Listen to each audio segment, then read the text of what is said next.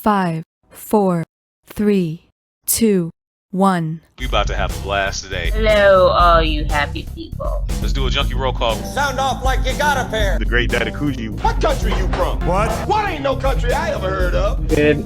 She probably still got an old school TV. Why do you say this to me? I'm the only girl, so I wanted to do anything that my brothers were doing. Oh, yeah, you blend. She's cute too, huh? Indeed! That's fine. Just give us a second. She with you? The film was just lazy. Like I said, they like vision. But you got to have vision. I'm a big JRPG person. Luke just lost half the audience. Supposed to be full. Oh, why? But he'd have to be fast. I'm your man. No, you're not. You're too slow. It ain't just about being fast. I did not see one Asian in that movie. Let's not stand on ceremony here. It's a business. Who cares about the people's feelings? Aim for the bushes. I could do this all day. I got big boy pants on!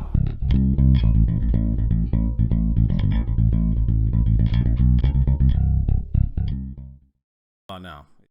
But thank you, everyone, for the congrats in the chat, by the way. Right. So anyway, okay. Josh, I wanted to ask you, Josh, what did you think of Luke Cage? I really liked it a lot. I mean, I thought it was really solid. I just didn't think it was as solid as maybe, I don't know, I thought that first season of Jessica Jones was really tight. I just thought it was, the villain was really spectacular. I think that really made the first season. I think that was bottled lightning, and they're not going to be able to repeat it. But Cage was really solid. I'd say I'd put it up with the second season of Daredevil. And Kahuna, what did you think? Man, I loved it.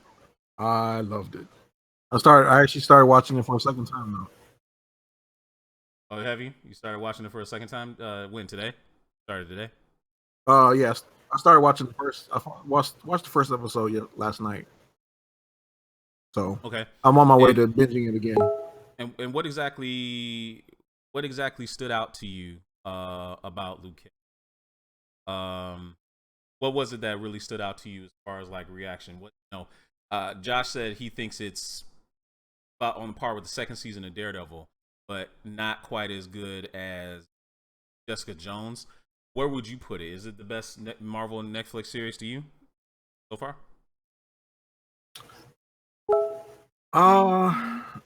Still would probably go. I still kind of like Daredevil as my favorite. I would put Luke Cage. I'll put Luke Cage after that, and you see that's hard. I like Jessica Jones. Jessica Jones was really good. I loved Kilgrave as a villain, but also in Luke Cage, I loved Cottonmouth. Cottonmouth was a smooth criminal, man. So I don't know. I thought Cottonmouth was highly overrated. It's like I kept waiting for him to do something that he never quite did. I can kind of see what you're saying on that.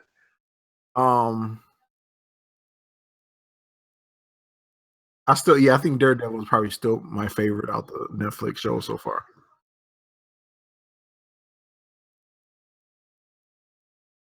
Okay, and Krusty, you've been hearing a lot about Luke Cage, but you haven't quite dove into it. But from what you've heard, what sticks out to you, and why is this such a big deal? Why is Luke Cage such a big deal in your opinion? I know you got your new baby and everything. Why is it such a big deal to you? I know absolutely nothing about Luke Cage. He's a black dude who wears a hoodie and can't be shot by police or something. But I mean, the things that I see online are pretty good. I don't know. I know he was in Jessica Jones. Still haven't seen it. I'm an open vessel. I'm probably going to try to get into it probably in a couple weeks when the baby gets together. Yeah, look at that little baby sleeping on mommy's chest. Oh, it's so precious. In any case, okay. So, to you, Josh, okay, what made Luke Cage so tonally different than, say, a Jessica Jones for a Daredevil? Because I've heard a lot of things, but I want to hear your take. Like, what's this apart? What makes it different? I actually thought that tonally Luke Cage was maybe the most realistic of all of the three shows, and it had the more like gritty, believable reality that they've created. Jessica Jones, it has that feel of the it kind of has that feel of a neo-noir, urban mystery. It's one of the reasons that I like it so much. I really enjoy noir. But the fact of the matter is that it does have that suspension of disbelief that you've got Kilgrave, and obviously some of the more fantastical elements of Jessica Jones's powers. And Daredevil, you have a blind guy who essentially has, no restrictions by his blindness, obviously because of his superpowers.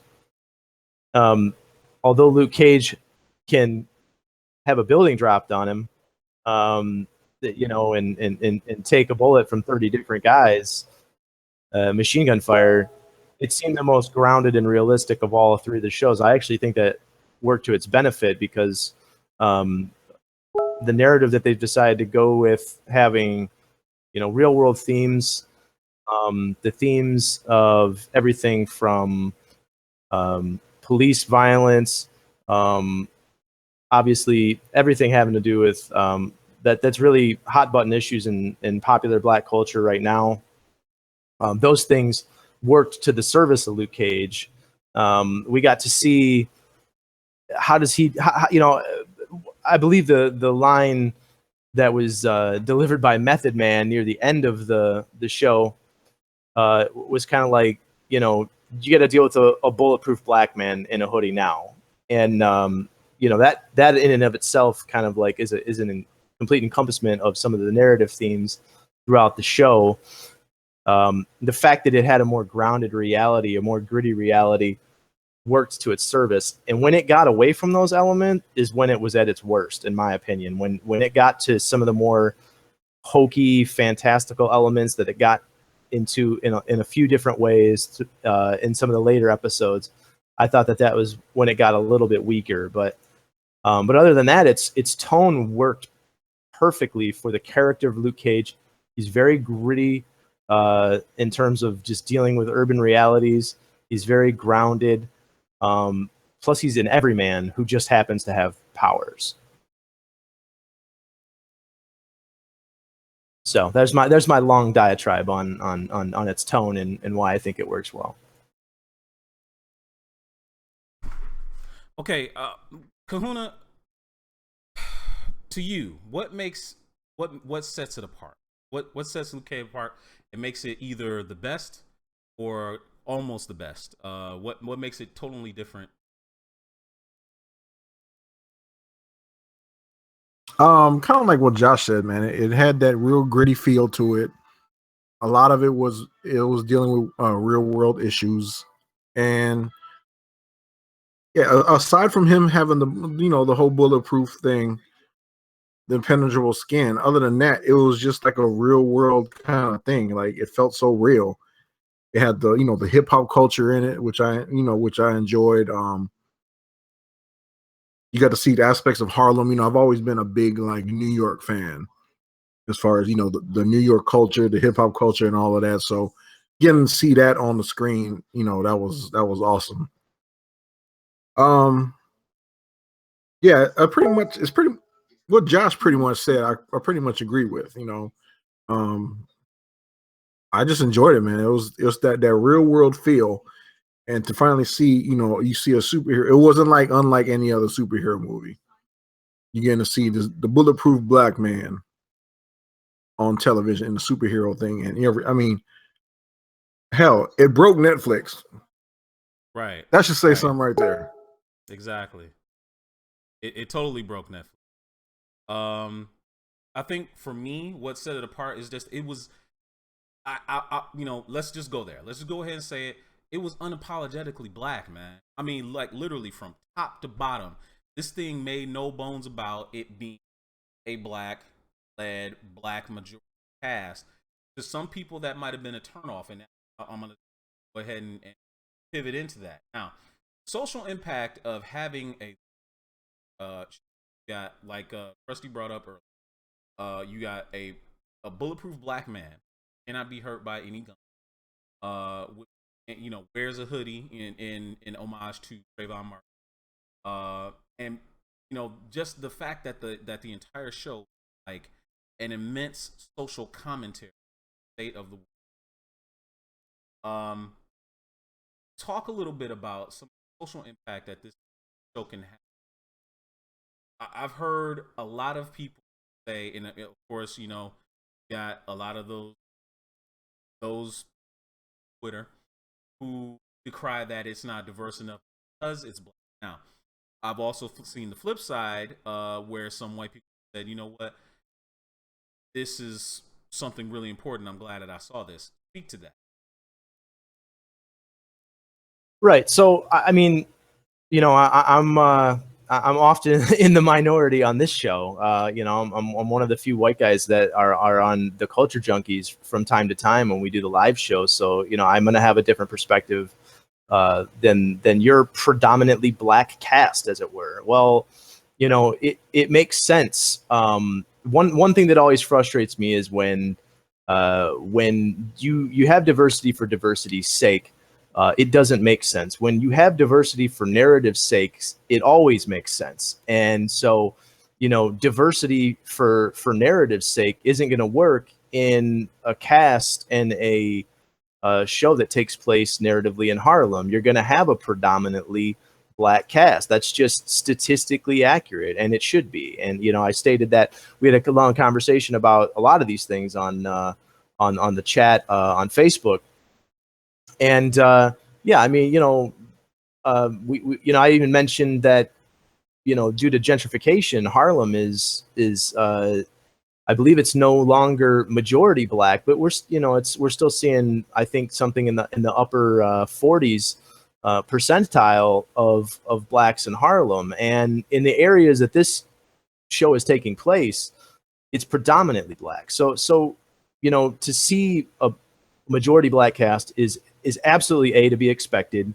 You're going to see black, Latina, you know, you're going to see black, Hispanic, and Asian is basically going to be the predominant cast type, and whites are going to be significantly in the minority. And it's perfectly represented for actually how the demographics break down in the show. So as far as I'm concerned, there is no issue. I think that if people are freaked out about the fact that there isn't enough whiteness is a little bit absurd. You know, the thing that, but you know, it's been said, right? I mean, it does make a point, though. I mean, you know, we live in Detroit, right? We live in the Metro Detroit area, so we live in it. We live in a statistically higher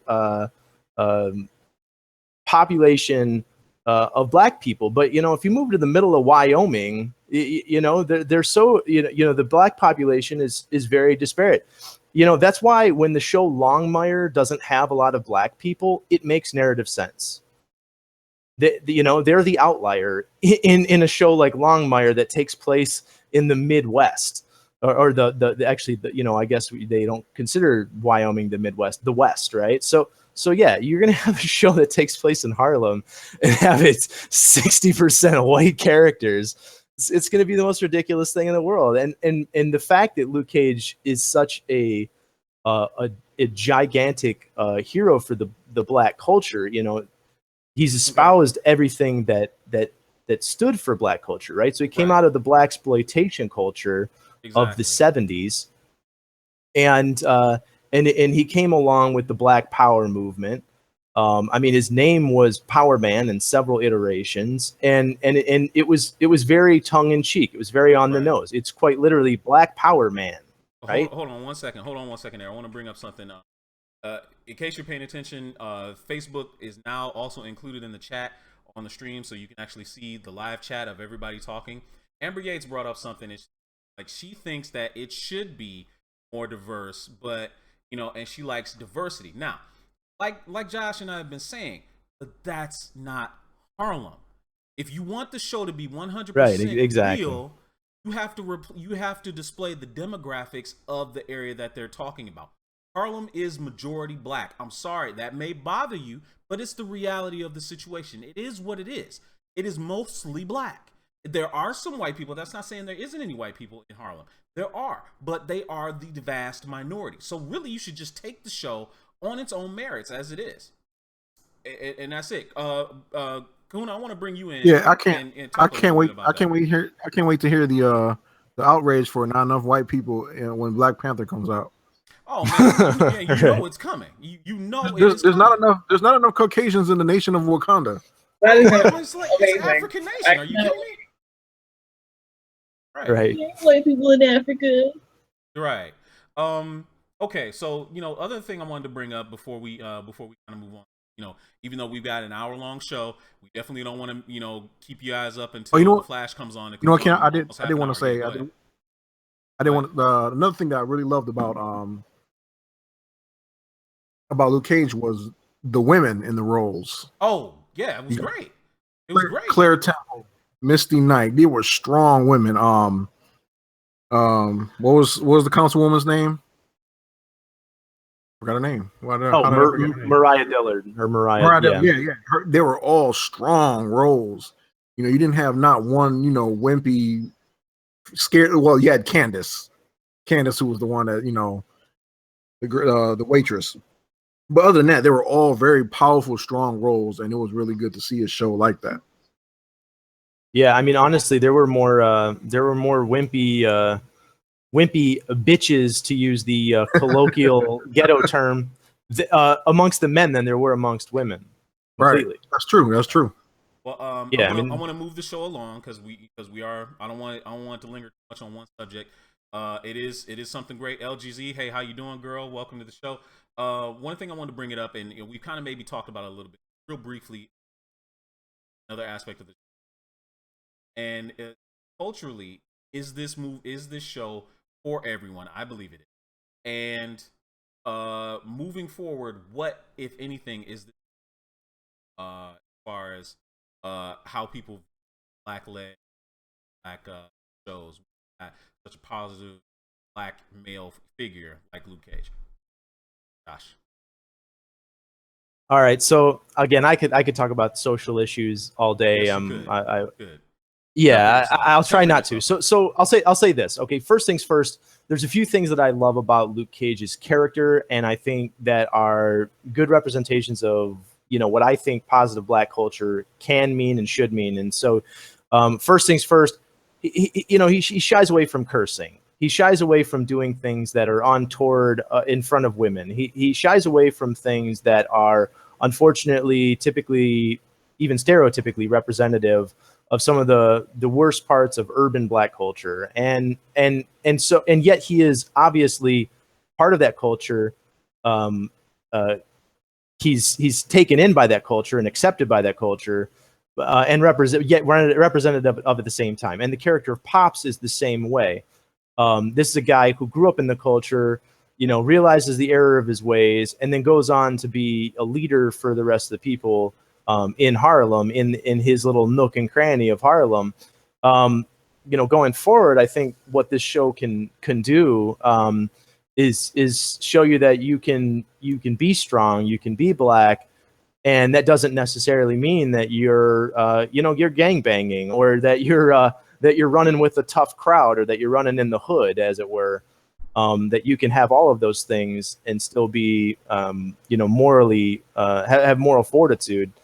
I think he's a great role model for anybody, but I think that they did not shy away from the issues of that affect, hurt, and help the black culture. And so going forward, I think that the rest of these shows should not. You see some of these things in shows like Blackish, or shows. You even see them in some of Tyler Perry's worst shows, but you see them occasionally. Let's not get started on that. Megashawn, go. But what my point is that they touch on these bigger narrative issues that do affect and over kind of see the black culture, and but Luke Cage did it in spades. They did not shy away from it one bit. And they absolutely touched on everything from the closeness of family to the way that they perceive religion, even slightly. I mean, there was so many aspects of the way that I see, Black culture being perceived socially that they hammered on, they didn't shy away from, and they nailed to a T. Exactly. And really briefly, I want to get to this before we move on to the next. I wanted to talk about the music. The music was fantastic.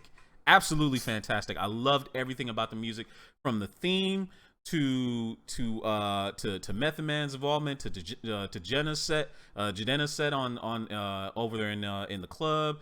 Raphael Sadiq, I saw him. You had old jazz singer, old blues singer did a set on the stage. Just the music was just dope from top to bottom, and it had a feel of like a blaxploitation film. Philip 2.0 gave me something, and I'm going to bring it up to you guys. But real quick, I know this was something that you really love, Kahuna. So why don't you talk a little bit about the music in the show? Now the music was awesome. If I was to have one gripe, it's not the music itself. It was the way the show was promoted. When we saw all the promos for this show, all you heard Wu-Tang, you heard Gangstar. I mean, you just heard all kind of 90s hip hop, and I'm thinking the way it was being promoted, that you just gonna hear that throughout the whole, like that was going to be the score throughout the whole series. We only got that a couple times, like when he first broke into the Christmas annex and he had the headphones on, which was pretty what he was listening to. Yeah. But most of the music was the blaxploitation era kind of music, which was cool. I loved it, but it was just, I was expecting something different. I was expecting to hear like 90s hip hop, which is my favorite hip hop era. I think it was. I think it was better served being more multifaceted, because it didn't want to pigeonhole Luke Cage into being just about hip hop or anything like that. Yeah. You showcased a lot of black music. Man. Yeah, it didn't want to be portrayed as just like it's a hip hop show, it's a hip hop series. But it's also a throwback too, because when Power Man was out in the comics, when he debuted, it was during the blaxploitation era, so it makes sense to have all that blaxploitation music. But I loved it, man. It was awesome. Now, talk a little bit about and this was something that I think we talked about a little bit yesterday. Of course, Meow Yin's over in the chat on Facebook saying Method Man. Oh yeah, you know what? I forgot about Faith. Faith Evans was dope too. Yes, she was. Bulletproof Love just dropped. I think it was either yesterday or Monday. Done by Ali Shaheed Muhammad and Adrian Young, who were both influenced in being members of the Wu-Tang Clan. The song that they did, Bulletproof Love, with Method Man, featuring Method Man, it was incredible. It was an incredible song. From the lyrics that they spit on the thing, you had they referenced Cottonmouth in there, they referenced Iron Man in there, Trayvon Martin in there. It was just really great. I think it was incredibly good, just incredibly good. I thought it was really, that was me. And for those of you that might want the soundtrack, it's going to drop this Friday, October 7th. So make sure you pick that up and support Luke Cage, because man, it's been incredible. Hand of Omega, see you over there on YouTube, my friend. The party seems to be hopping all the way over on Facebook right now. I don't know if you have Facebook. If you want to hear, we can still see and hear you in the chat. We value you. Krusty, you've been real quiet.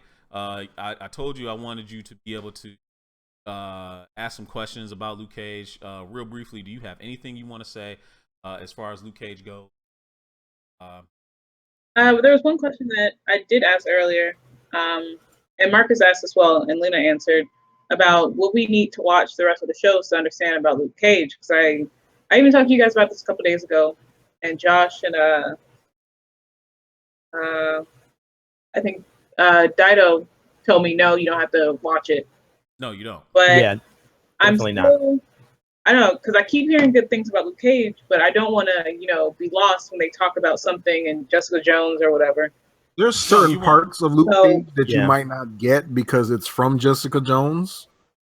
But as far as a story and like as a show by itself, No, you don't Pretty need to watch self-contained. Jessica Yeah, Jones. It's pretty. You might miss a couple tidbits of information. Okay, but it's not like took place any in Jessica big Jones. like inside jokes or anything. You miss, No. you know, that like Yeah, for you- example, Night Nurse keeps saying like, "Oh, Luke, if you need a good lawyer, I know one who works in Hell's Kitchen," and you know, Right. we're talking about Matt Murdock, the Daredevil. Right. There's a few inside track references like that to anyone who would know those, even if they didn't watch the other shows. And that's Hannah another thing too. Omega's I love how Night Nurse is in all the series so far. How she's popping up everywhere. Everywhere. And it's like Philip 2.0. We're talking about that earlier. Where's Rosario Dawson's role? Okay, I know it is now. Oh, and back to the music. asking. Back to the music. Well, I forgot to say was that what surprised me, and I think what surprised a lot of people was Jadena. His man, I did not. Nobody. A lot of people didn't know. Dude had bars. Dude had bars, bro. Flow. Well, yes, I mean, everybody man, that knows. jump was Everybody great. knows him from Classic Man and from that other song with Janae Monáe. I think it's Yoga, Do Yoga, something like that. Mm-hmm. But man, when he did Long Live the Chief. Long Live the Chief. And he has another song. Long Live the Chief. Yeah, Long Live the Chief. And he has something else. This dude can flow. I mean, that surprised the hell out of me. That and I'm was sure good. a lot of other people. That jump was really good. All right, guys. Luke Cage, obviously great. Of course, the news also dropped yesterday that or was it yesterday? It was yesterday, late yesterday, that Iron Fist is coming in 5 months. So we won't have as long of a hangover as far as like missing a Marvel series. I myself have not finished Luke Cage yet. I'm still on episode 6. I'm like slowly working through it. I didn't want to, have to suffer from withdrawals that long. So you guys will have definitely something to look forward to. But of course, now that we're in the fall, we have more things to look forward to, including The Flash. The Flash is about to be back, coming on in about half an hour. Flash season 3 is getting ready to kick off. Josh, you're our DC guy, resident DC guy, one of the two, and you're a big fan of The Flash, just like we all are. Kind of let's do a little bit of preview. What are we expecting from The Flash this season? This is maybe going to be their biggest season yet, I think, which is awesome.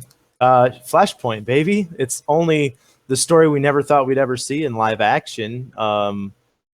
Flashpoint is the catalyst that brought about the so-called New 52 in the DC's comic book universe. So it's going to shake things up. Now, obviously, for the shows, they're not going to completely rewrite their entire universe, but I do think that if the writers are smart, this is going to be their way to bring Supergirl into the DC universe on the CW network, because there's going to be a lot more play between all the shows. This is going to be their way to kind of catalyze anything that doesn't quite flow perfectly yet, also known as a retcon, right? So, comic books themselves are rife with changing their histories and rewriting their histories. So I think that it's going to be one of the more interesting things. We get to see Kid Flash, we get to see Wally West, Kid Flash, and very much looking forward to seeing that tonight. Very much so. Very much right. So. Kahuna, what are you looking forward to the most of The Flash? Now that it's back, moving forward. I just want to see how bad Barry messed up the timeline. I think like everybody, but just to see everybody, man, just to see Kid Flash in there. Even though I was looking at his costume today, though his costumes look cool, he looks like he has no neck. He looks like he's all head and shoulders. If you really look at it, he's like this. No neck. No, it just looks. I mean, I'm nitpicking. I'm being petty, but other than that, man, I'm just looking to just another awesome season. Whatever surprises we're gonna have, because we know Reverse Flash is in it, right. Grodd is in it, right? So I'm just, I can't wait. Got like half an hour. Yeah, a little under half an hour. Becky Ledgmont just said something kind of crazy, and I don't know if this is just a rumor or something like that. They said something about they're supposed to possibly make Cisco like the Batman in Batman in the series. I'm not sure how that would even work. Cisco is Cisco. They better not touch him and just leave him alone. I mean, that sounds weird. That sounds weird. I don't know about. I mean, in the Flashpoint previews that we've seen, he's kind of like a more Tony Stark-esque, Bruce Wayne-esque, tech mogul. So it's basically if Cisco didn't have all that, is Cisco Ramon did not have all of his little social quirks, the Cisco that he would be unrestricted is maybe kind of what we're seeing in the Flashpoint. But Batman, no, I don't think we've really heard anything about that. Speaking of Batman, let's talk about the Batman that is on TV, and that would be Oliver Queen, the Arrow. Will Arrow rebound this year? That's the good question. Will the Arrow rebound this year from kind of a down couple of seasons? What do you think, John? I don't know. I mean, I think the show really hit its stride in that second and its third season, and I think that if they keep up some of their better stuff, then hopefully they can. I think that the Flashpoint is potentially going to offer them the ability to make a few little quirks and changes. We could even see some characters come back from the dead, which is definitely something that's happened when DC has big universe changing events. So it's very possible that they could use that to do some things. I mean, some cool things that we haven't seen though in the Arrow story is, how did he get mixed up in the Bratva, the Russian mafia? So, right. When we can see how Oliver Queen somehow got into the Russian mafia, those things could be really interesting. They're just going to have to stick to the things that worked and stay away from some of the things that didn't. Well, one of the things that doesn't work is those damn flashbacks. I'm tired of them. Is this going to be the last season of the flashbacks? I'm done with them. No storytelling by telling the story back behind you. No, I'm sorry. Let's move forward. You know what I mean? For real. I'm over the flashbacks. Is this going to be the last year that we have to deal with this crap? I mean, probably. It's the fifth year. It's his fifth year in hell, or his fifth year, quote unquote, on the island. We need to see him go back to the island and end up the Oliver Queen that was rescued. There's a lot to cover in 1 year. I think we're over that. I don't mind the flashback completely, but yeah, it's gotten stale, and specifically the last couple years have gotten really bad. Really, really bad. I mean, last year, the whole John Constantine notwithstanding and the mysticism, I'm over it. I'm seriously, I'm way beyond. Okay. Kahuna, you got any thoughts on Arrow, or are you not even in struggles? Oh no, I'm into Arrow. I mean, I've watched it all the way through now. Yeah, it's definitely had its ups and downs. I don't know if I'm just watching it just because I've been through it since season 1 and just it's like routine. But I mean, for the most part, I enjoy watching it. It definitely has a lot of flaws. Although I do like flashbacks, and I see why they have the flashbacks. Yes, it is kind of stale, and it is getting tiresome. They've worn that out already. Hopefully they've listened to. I mean, because you hear the internet chatter, you can't escape that. I would think that they would have listened by now. Like that's everybody's complaint that it hasn't been as good since season 2 or 3 or whatever like that. So hopefully they change some stuff up, and like Josh said, hopefully Flashpoint they change something because because the Flashpoint happens. So hopefully it's going to be good. You got the new team. They got a new team on there. Right. Who's the guy? Who's the guy that's playing he's the Puerto Rican guy? He's one of the new team. I think he's the dude in the hockey mask. I forgot what his name is going to be. I cannot remember to save my life. Okay, yeah, I think he's gonna be a likable character. Yeah, he's the Puerto Rican dude. He was in was it Biker Boys? And he's been in a lot of movies. It's not Wildcat. It's something to do. Yeah, it's like it's Wild something. Yeah, Wild something. I forget what it is. Yeah, and Marcus Smith is absolutely right. Season 2 was the mark from Arrow, and I think they've been chasing that ever since.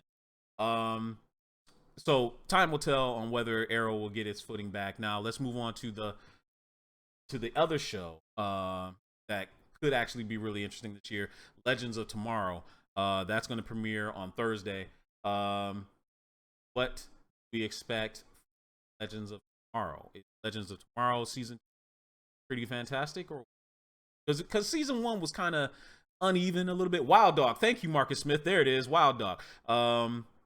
Yeah, it's gonna be kind of up and down. It was kind of up and down season 1, but with the Justice Society of America, I think we got something pretty hype. What do you think, Josh? How's season 2? Yeah, I mean, I'll be honest. The Legends of Tomorrow is the weakest link. And season 2, you know, it's got to improve. Otherwise, I don't see that show going forward. I mean, first things first, a lot of us were even surprised they were going to get a season 2 because we talked about. I know we talked about it on my podcast, and we talked about it on this show before. The costs. The production. Supposedly it was a really expensive show. Yeah, the production costs were insanely high. They were. The show hasn't been doing nearly as well in the ratings as some of the other ones. Well, so. but it wasn't doing as well in the ratings. But I think it was good enough for a freshman show, especially on the CW, being connected to the Flash and being connected to Arrow, having Heatwave and Captain Cold on there.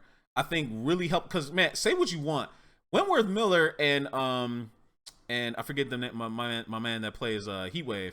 They carried Dominic that Purcell. show. Dominic Purcell, yeah, they carried that show. Yeah. All last year, they carried the show. It was great. Those are my favorite ones. Yeah, me too. Mine too. I mean, I'm so glad the Hawks are off the ship. I mean, I swear. I mean, nice to look at, but Hawk Girl, I swear, if I had to look at the teeth one more season, I don't know. I couldn't do it. Couldn't do it. The Hawks should have been awesome, but they just weren't. Wait, you didn't want to hear her about her being a barista again 6 months ago for like 9,000? No, man, I'm tired of that. Come on, bruh. No, man, I'm so glad the Hawks are out of here. I mean, out of here. So now we got the Justice Society of America. We've got Obsidian. We've got potentially mentioning, you know, of course, Obsidian is going to be Alan Scott, the Green Lantern, Alan Scott's son. What's the possibility that we'll see Alan Scott, you know, be on the show at some point as a previous iteration of the Justice Society? What do you think? That would be so amazing. That would be. I don't think so. I think they're going to stay away from Green Lantern, right. Especially seeing as how Alan Scott's powers are completely different from the modern comic book Green Lantern. I think that they're going to stay away from it for lack of confusion that it would cause. Agreed. Totally agreed. Okay. And lastly but not least, now you mentioned something that was going to be that you said Legends was like the weakest link. I want to bring something else up to you. What's the over-under that Supergirl takes off this year now that it's on the CW? Supergirl obviously, of course, premieres on Monday, not this week, but you know it's going to be adding Superman. From all reports, Superman is actually Tyler Hoechlin actually does a pretty damn good job of being more representative of Superman. We got Linda Carter playing the first female president. I don't know if that's foretelling or what. But what's the over under that Supergirl actually comes around and is really good this year? What do you think? The end of the first season was, you know, a significant improvement on the earlier parts of the show. It's almost universally agreed upon by anyone who watched the show. People who didn't like it, people who thought it was decent, and it's like, yeah, the beginning was horrible, but at the end of the season it was great, right? You know, I mean, that was kind of everything that I heard from anybody who watched the show. So, you know, you get that along with, you know, the power of the Arrowverse. You know, I think that it could really shine. That crossover between all three shows or all four shows is going to be totally awesome. Insane. Insane. Yeah, it's going to open up some really awesome opportunities. And, you know, like I said, I think if they do something smart and they make the Flashpoint as the catalyst for bringing her into this universe proper, I think it's going to be, you know, a perfect startup, and the season could only get better from there. Kahuna, what do you think? I think it might be good. You know, I enjoyed Supergirl when it first started, then it kind of slacked, and like Josh said, towards the end it got much better. I think the move to CW and incorporating all the other heroes, I think it's going to be a much better show. And I think, you know, the Flashpoint is what's going to, you know, bring her into the fold. And I think that's why she's premiering last. Her show is premiering next week instead of, you know, sometime this week. You know, everything, whatever's going to unfold this week is what's going to bring her into the whole universe. So I think that's going to be cool, and I'm looking forward to it, man. This is a good week to be a geek. Oh man, you ain't never lied. And speaking of that, we had a new show yesterday. Westworld. Westworld it didn't have a whole bunch of hype, but I'm telling you, that first trailer that we had off of HBO, it looked like it was going to be fantastic. Josh, you're a Michael Crichton fan. Talk about Westworld. What's the big absolutely. deal? And was it really good? Yeah, I actually loved the first episode. I love big ideas. I love J.J. Abrams. I think that guy is, unfortunately, his biggest problem is he has gigantic ideas, and they sometimes don't always follow through into great execution. But I think that this one, it's got the power of HBO behind it. HBO has really been just pumping out hit after hit after hit. Just look what they did at the Emmys. They are making some of the best TV that exists right now, and TV is definitely where it's at. So people are putting their money there. The acting was phenomenal. It brought in some absolutely great character actors. It's got a good diverse cast. The story is ambitious, and the show is absolutely beautiful. It's one of the best looking shows I have seen. Aside from say Hannibal, Game of Thrones, Mad Men, it is absolutely impeccable in terms of its quality. So I've got a lot of hope for what is essentially an extraordinarily ambitious show. I just don't know that the payoff's going to be there, but hopefully, I was very impressed by the first outing. Now, Q's over on Facebook said Westworld was fantastic. I've been so busy. I haven't been able to see it yet. I'm very much looking forward to it based off of what I saw in the trailer. Now, Kahuna, did you get a chance to see Westworld? And if you did, what did you think of it? I have not yet been able to watch that. Okay. With Luke Cage and with all the other shows, I watch a lot of the new season premiere shows. So yeah, every day there's been like 3 to 5 new shows. So I've been catching up on all of that. So Westworld, I'm probably gonna try to watch that tonight, maybe. Yeah, watch it tonight after The Flash and after Agents of S.H.I.E.L.D. Now, I don't know if we really talked about it much, but maybe we can briefly talk about it now. Josh, you haven't been on the show in a while, so give us your take on Agents of S.H.I.E.L.D. this 3rd season into a later time slot, and Ghost Rider. What do you think of? Well, actually, Ghost Rider. Now, we talked about this last time. I talked about Agents of S.H.I.E.L.D. I haven't watched it. I've watched the first few episodes. It didn't hook me. But this is, I think, the catalyst that's going to bring people in to really want to watch the show. It makes me want to watch it. All the previous stuff we've seen looks incredible. I mean, it's probably going to be the thing that makes me say, okay, I need to give Agents of S.H.I.E.L.D. a try.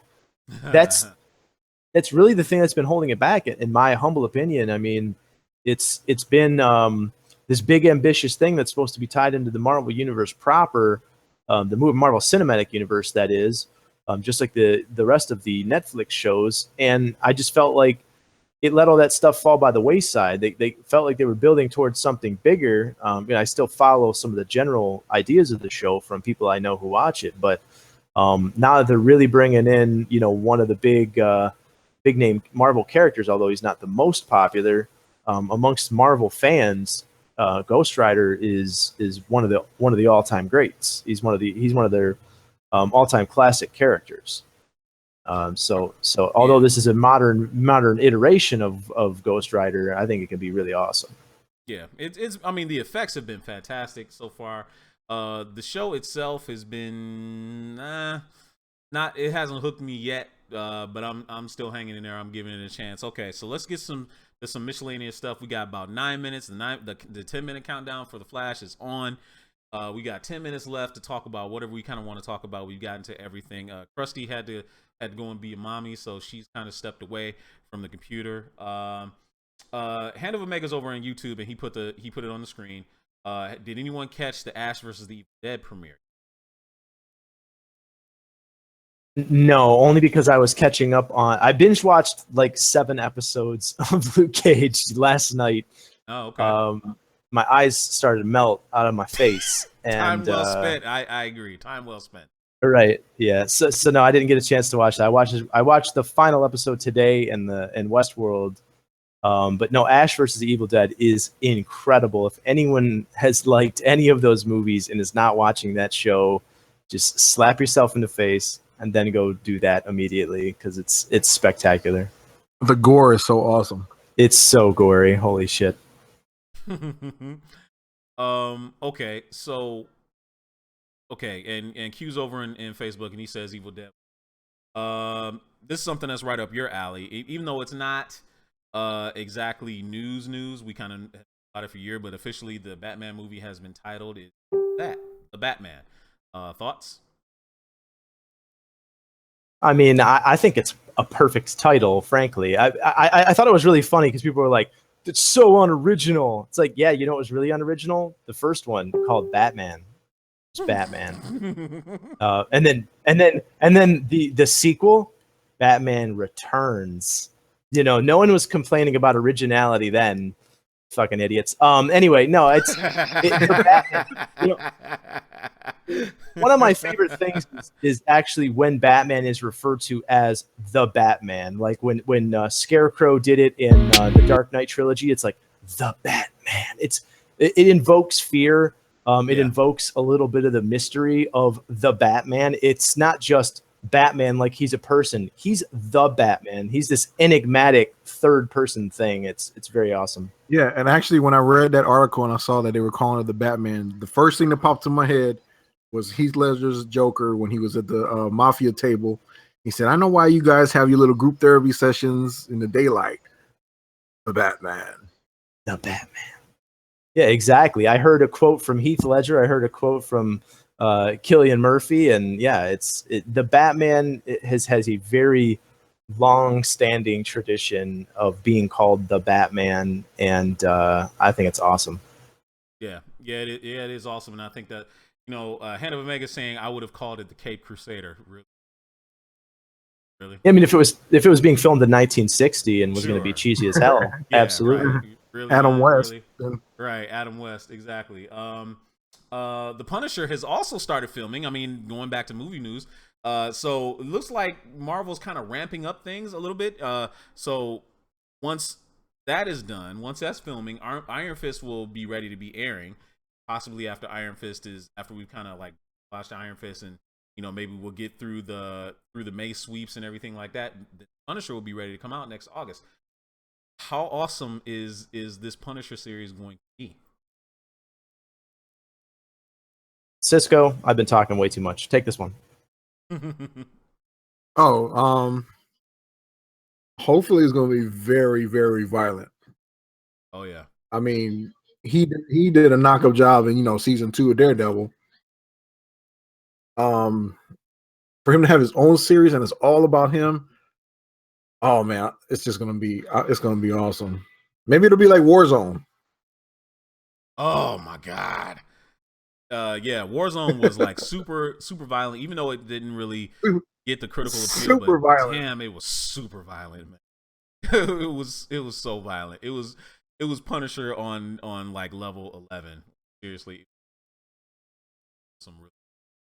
I'm really looking forward to Iron Fist. I mean, I was up like, when did that thing drop? It dropped like 4 a.m. That little 15-second teaser video for Iron Fist. Yeah. When I saw that, I was like, yes, really 5. like... Yeah, it was really early in the morning. I just happened to see it. And I was like, oh shit. Yeah. But yeah, 5 months away, we're gonna get Iron Fist, and it's like, man, that's so exciting. I can't wait to see that. And we won't even notice the time flying by because we'd be preoccupied with the Flash and all the other shows. So it's like they're gonna hit that sweet spot as soon as as soon as that's over, like in maybe it breaks away for like winter break. That little period where they kind of go away and they're not really showing any of the new episodes until like maybe after like when it gets over or whatever. Then we'll have Iron Fist to tide us over. It's gonna be great. Yeah, because it's like you think 5 months, but it's like, okay, the fall season just started for all the new TV shows, so we got that. The holiday season is coming, so a lot of people are gonna be busy throughout December with the holiday season, this and that. After that, you got New Year's, and then it's going to be here before you know it. So that's why I'm very excited for it. Now, here's something that Marcus Smith just brought up in the chat over on Facebook, and thank you for this, Marcus. We appreciate your question. He's asking, do you think any of the Netflix heroes might possibly cross over in Agents of S.H.I.E.L.D.? Now, this was something that I talked about with Philip 2.0 earlier today. I called him on the phone on lunch. We talked about this. To me, Hand of Omega, I'll get to that in a second. But to me, the Netflix heroes are all street level heroes. Agents of S.H.I.E.L.D. is an international globe-trotting show. A lot of people make a lot of big bones about being legitimized, being crossed over, all of the MCU and stuff like that. The thing with that, the Netflix heroes are street heroes. They're street level heroes. They're not S.H.I.E.L.D. agents. None of their exploits or something like that would be something that you would see pop up on the radar. It would be like something that S.H.I.E.L.D. wouldn't necessarily need to get involved. When it's the Inhumans, when it's an outbreak, an alien outbreak, yeah, they got to be involved with that. But, I heard some people saying oh, well, when Captain America got arrested, he should have called Matt Murdock. Why?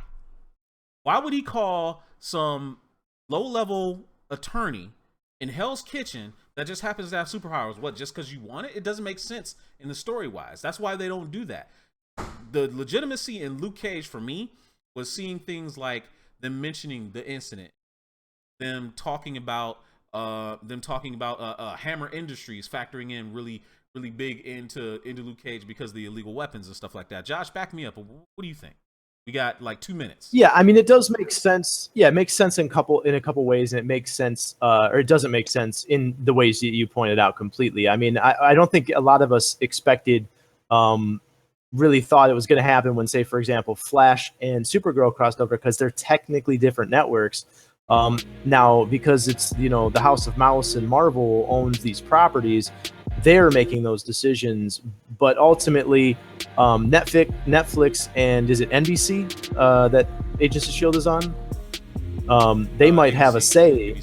ABC. They might have a final say as to whether or not those things are even contractually possible. So, I mean, it's a big pipe dream. I'm sure that with some low-level characters, it could potentially make sense if it was only a cameo.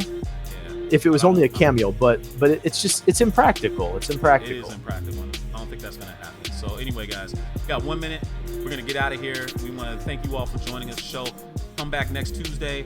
We're going to be talking about The Flash and Supergirl. We're also going to be talking about PlayStation VR. So look out for that. Follow us on Twitter if you want some schedule updates. It's 8 o'clock. Go watch The Flash. Have a great time. Thanks for joining. For Kahuna and for Josh and for Krusty. Carol, we'll see you guys later. Goodbye, everybody. Goodbye, everybody. Bye, everybody. Enjoy the episode of Flash.